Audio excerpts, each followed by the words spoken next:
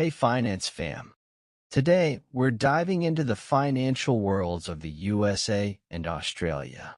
From investing opportunities to cost of living, where should you put your money? Let's find out. USA, higher inflation rates in recent years. Housing is expensive in cities like New York and San Francisco. Australia, more stable inflation, but cities like Sydney and Melbourne also have pricey housing markets. USA, home to the biggest stock market in the world, including tech giants like Apple and Tesla. Australia, strong mining, healthcare, and real estate sectors, but smaller market compared to the USA.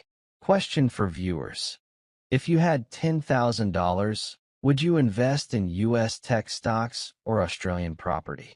Tell us in the comments.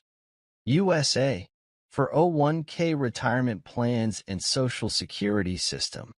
Australia, superannuation system, employer contributions are mandatory. Smart move. If retirement is a priority, Australia has a stronger pension system. So, USA or Australia, where does your money grow best? Let's continue the conversation in the comments.